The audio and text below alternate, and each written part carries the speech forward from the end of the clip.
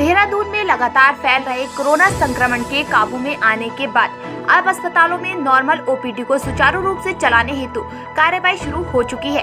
इस पर राजधानी दून के सबसे बड़े अस्पताल दून हॉस्पिटल के मुख्य चिकित्सा अधिकारी के सी पद ने जानकारी देते हुए बताया कि बुधवार से ओपीडी को पुनः चालू किया जाएगा।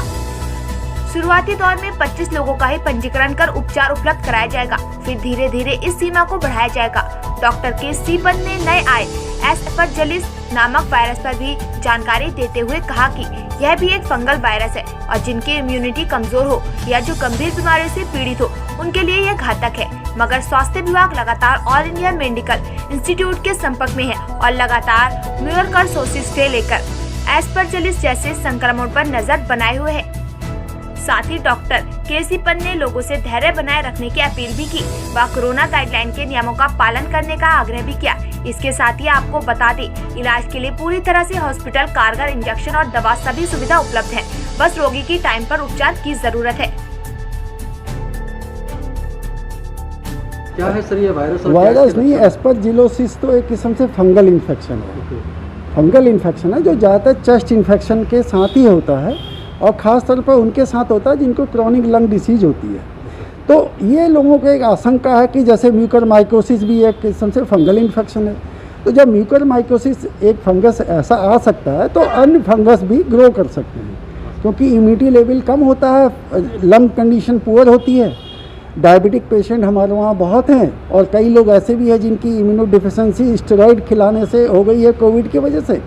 तो ये आशंका है कि एस्परजिलोसिस नाम का फंगस भी जो है वो इसमें घर कर सकता है, जैसे म्यूकरमाइकोसिस। सर बताया जा रहा है कि वर्तमान में बस उसका वेरिएंट समझ लीजिए जो पहली बार डिटेक्ट हुआ है, और उसमें एम्फोटेरिसिन भी देते हैं, इसमें भी एंटी फंगल दिया जाएगा।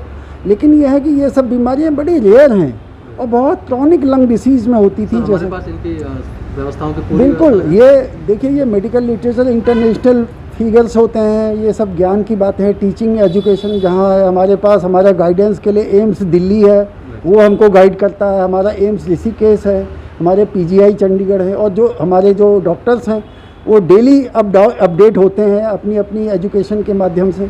तो ऐसा नहीं है कि कोई चीज़ अछूती रहेगी। जो भी वर्ल्ड में अगर कोई इलाज कहीं पर इसका अगर है तो वो हमारे वहाँ भी उपलब्ध हो जाएगा, क्योंकि नेशनल लेवल में पैंडेमिक है, इंटरनेशनल डिक्लेरेशन है, तो इसलिए ऐसा कोई चीज़ नहीं है। पर यह जरूर जब भी केस आएगा तो हमारे वहाँ उसकी सुविधा हम लोग तुरंत उसके लिए तैयार रहेंगे। सर आम नागरिकों के लिए ज़्यादातर ये जो बीमारियां हैं ये उन्हीं लोगों में हो रही हैं जो इम्यूनो डिफिशेंट हैं, जैसे कि या क्रॉनिक डायबिटीज़ है, अनकंट्रोल्ड हैं, या जो रिस्पिरेटरी डिसीज़ के मरीज़ हैं। तो उनको ये चाहिए एक तो बिल्कुल कोविड के नियमों का पालन करें, आइसोलेशन में रहें, और यदि उनकी कोई बीमारी है, कोमॉर्बिड है, तो उसको कंट्रोल में रखें, जैसे डायबिटीज़ को कंट्रोल में रखें। और अगर कोविड हो चुका है तो पोस्ट कोविड कॉम्प्लिकेशन के लिए अगर किसी को कोई तकलीफ होती है तो तुरंत डॉक्टर से मिलें। उसमें किसी से को लापरवाही करने की कोई ज़रूरत नहीं है। अगर ज़रा सी भी कोई सिम्टम नए होते हैं, पोस्ट कोविड ओपीडी हमारे वहाँ हर जगह चल रही है, तो उसमें वो आएँ तो डॉक्टर्स का ये फर्ज बनता है कि अर्ली स्टेज में ही डिटेक्ट कर लेंगे ताकि उसको प्रिवेंट किया जा सके। Thank you sir, thank you so much. Doctor साहब लगातार पेशेंट थोड़ा कम होते जा रहे हैं, तो आगे आने वाले भविष्य के लिए क्या कुछ योजना बनाएंगे अस्पताल? नहीं, हम क्या कुछ स्टेप उठाए जाएंगे? देखिए, अब हम चाहते हैं कि हम सभी लोगों का जीवन पुरानी स्थिति में वापस आए। उसमें एक मेडिकल एजुकेशन और मेडिकल ट्रीटमेंट दोनों चीज़ें हैं, तो उसके लिए हमने अब प्रयास कर लिया। भगवान की दया से हमारे मरीज़ कम हो रहे हैं कोरोना के, और डेथ रेट भी हमारा कम हो रहा है। तो हम चाहते हैं कि जो हमारे मरीज़ हैं ओपीडी में जो हमारे आते थे 3000 से लेकर 4000 तक की जो स्ट्रेंथ थी, हम उसको वापस लाने के लिए जो हमसे प्रयास हो सकता है उसकी शुरुआत हम करें। एक